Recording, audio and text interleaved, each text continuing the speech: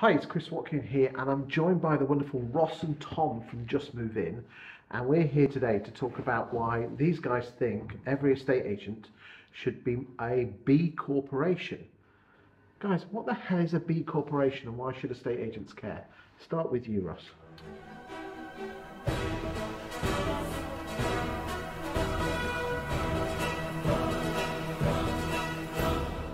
So, B Corporation, the best way to consider what it is that it's the equivalent of a fair trade coffee stamp, but for a business. It is really hard to obtain, but actually the process involved is a really good one to go through for any business that's considering becoming more sustainable. If you break it down, there's 5 pillars effectively that you need to adhere to become a B Corp, and you get graded against each of those categories. So it covers everything from corporate governance, workers, customers, community, and environment. And then within those segments, there's around 200 questions that you have to answer as a business.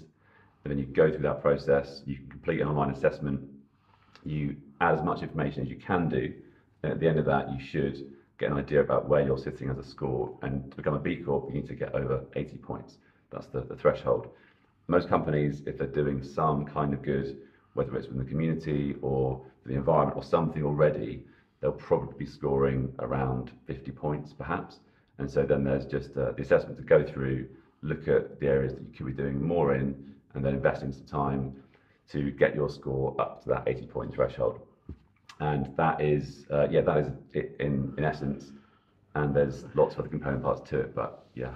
Okay, so it's basically a rubber stamp from an organisation, which we'll come on to in a second, who basically say that by getting this B Corporation, in essence fair trade stamp style, is that you are by definition a sustainable business.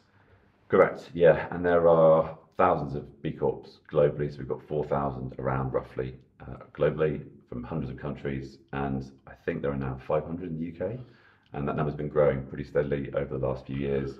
Brands that you'll know like Innocent Smoothies, Coutts Bank have just certified quite recently the Queen's Bank, and I think that's showing that actually this is properly mainstream now, and actually it's a really good thing for any company to consider doing, but particularly estate agents, as they have such a direct influence in terms of how people are consuming products and services in and around the home. Tom, who gives these certifications, these magic stamps? So there's a governing body called B Labs, and they oversee that certification process. It's headquartered out of the US. The organisation was started in the early 2000s, and some of the founding partners were Patagonia clothing, which I think lots of people are familiar with nowadays. You've got Ben and Jerry's, the ice cream brand. So some really notable, successful brands globally are B Corps. And of these 5 pillars, let's just briefly spend a minute or so on each one. So which is the first one? Corporate governance. And what does that mean to the real world? Effectively how your company is set up and all of the things that sit behind it. So that would look at things such as gender pay gap, your articles of association, making sure that the company is set up structurally to do more than just make profit. And I think that's one of the big things about B Corp. You have these 3 pillars around people, planet, prosperity. And so, yeah, it's great to make money, but actually the heart of B Corp is about not just making money, but doing good in the wider society. So it's not as if you're a charity; you're still there to make money, but 100%, yeah. Making money in a good way. What's the second one, Tom? The community. So I think agents again have typically been quite good at this, but they are working within the local community. So as a B Corp, how are you interacting? How are you supporting the local community? How are you engaging with that local community? Okay. Ross, what's the third one? Workers. So that is the team that you serve effectively, and making sure that you've got the right framework in place to give them the tools they need to go and do their thing. So making sure that they're being paid correctly, making sure that you've got the right processes in place to manage all aspects of looking after a team. Tom, what's the fourth one? It's a good test, this, isn't it? The environment, and which I think kind of speaks for itself. But how is the business affecting the environments, both locally and kind of internationally? Okay, and finally, Ross. Customers. That's number 5. Yeah, number 5, and that is making sure that you're giving again your customers the ability to engage with your product and service in the right way, and actually making sure that what you do and how you're operating gives them the ability to have a positive impact. And is it as simple as just filling on online and sending it off? I mean, how do they check all this? So I mean, to get started, it is as simple as that. You can go online, you can complete the assessment, any company can do it, you will then see where you are and how you're faring. And a lot of companies will just do that process. They'll go through and they'll actually use that as a framework to seeing where they're operating well and how they can improve. But actually going that next step and committing to becoming a B Corp takes it's not just one person. It's not just somebody who's saying, actually, I'm going to be responsible for sustainability within my business. It's the whole organisation. It needs to come from the top down, because if the directors of the business don't buy into the benefits of becoming a B Corp, it'll become very hard to actually roll that out. So do people actually have to come into your business and check you out then? Not come in physically, but you will have an online assessor from B Labs, which is this not-for-profit based out of the US, as Tom mentioned, and they will go through all of the evidence that you've provided to back up what you're saying. So I'll give you a tangible example. If we say we switched 20,000 homes last year to renewable energy, as an example, that's great, but where's the evidence to show you've actually done that? So we need to go to our suppliers to get certificates and provide those, and then that is used to back up what we're saying. Okay, but what do you think is the actual benefits for estate agents to become B Corps? I mean, there's lots. I mean, for us as a business, we have found it to be amazing in terms of recruiting staff. People actually apply to join us because we're the only B Corp in our area, which is Bournemouth on the south coast.